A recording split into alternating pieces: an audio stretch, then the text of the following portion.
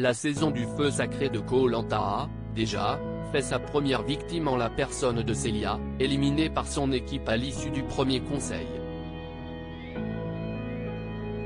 La candidate malheureuse nous a accordé un entretien. La pire des places ? Alors que TF1 lançait ce mardi 21 février Koh-Lanta, le feu sacré, le premier conseil de la saison mené par Denis Brognard a vu Célia être éliminée par son équipe après seulement 3 jours d'aventure. Un départ rageant pour celle qui avait postulé au jeu d'aventure depuis 14 ans avant enfin d'obtenir son ticket. En fin d'émission, une fois son flambeau éteint, cette dernière a d'ailleurs laissé parler son cœur en reprochant à Tania et Benjamin, 2 alliés supposés, d'avoir voté contre elle.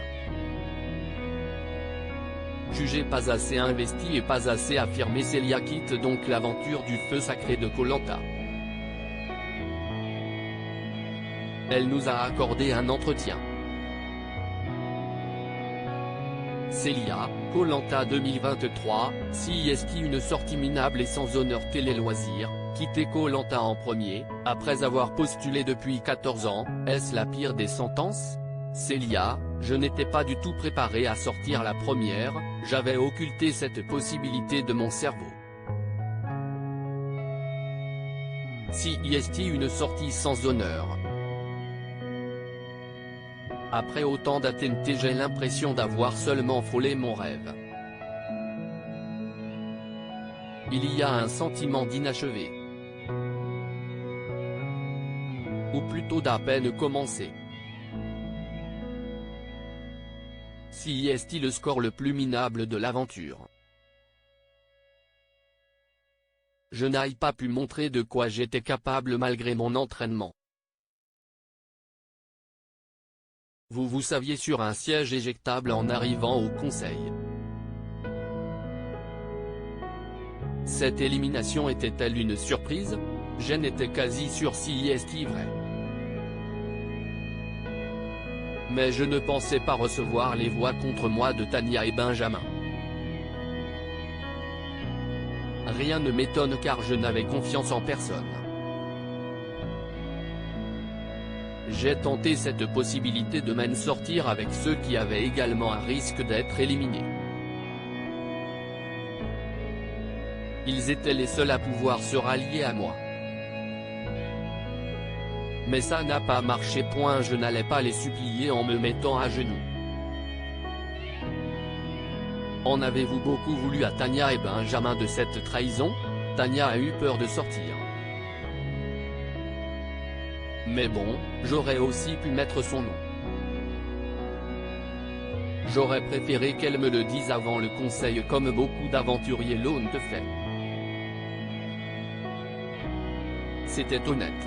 J'ai des valeurs. Tania m'a pris la main. Mais tu ne prends pas la main de quelqu'un avant de lui planter un coup de couteau dans le dos. Rire, je ne lui en veux plus mais à ce moment-là oui, ça m'a détruite. Aujourd'hui, tout va bien entre nous. On s'est expliqué depuis.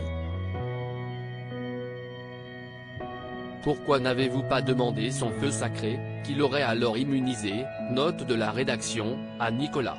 Je lui ai demandé mais ça n'a pas été montré à l'écran. Mais il voulait le jouer pour lui. Pas assez ouverte, pas assez affirmée, pas assez investie, se fait passer pour une victime, comprenez-vous les critiques des aventuriers qui ont voté contre vous ? Non car j'ai vraiment essayé de m'intégrer à plusieurs reprises, sans qu'on me réponde. La différence d'âge a dû jouer je pense. Donc à un moment, je me suis mise à la recherche du collier. Il ne me restait plus que ça. Je n'allais pas les supplier en me mettant à genoux pour qu'ils me parlent. Rire, mes fils m'ont vu bien délabré. Lors de votre départ, vous laissez couler quelques larmes en évoquant la déception à venir de vos fils. Quelqu'un a-t-il été? Ils m'ont prise dans leurs bras et m'ont dit de vite tourner la page, de me chercher un autre projet. On n'a plus parlé car ils m'ont vu bien délabré. Rire, mais je suis une battante. Et pourquoi pas un retour dans Koh Lanta un jour pour prendre ma revanche? Quel aventurier vous a le plus impressionné? J'admire Emin qui a attendu 20 ans avant de pouvoir participer à Koh Lanta. Chapeau. CIST dure tous ses échecs. S'entraîner et devoir recommencer chaque année.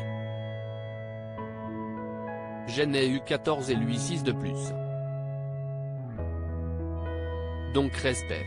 À lire aussi La famille s'agrandit, un candidat de Koh Lanta, le feu sacré est devenu papa d'un petit aventurier.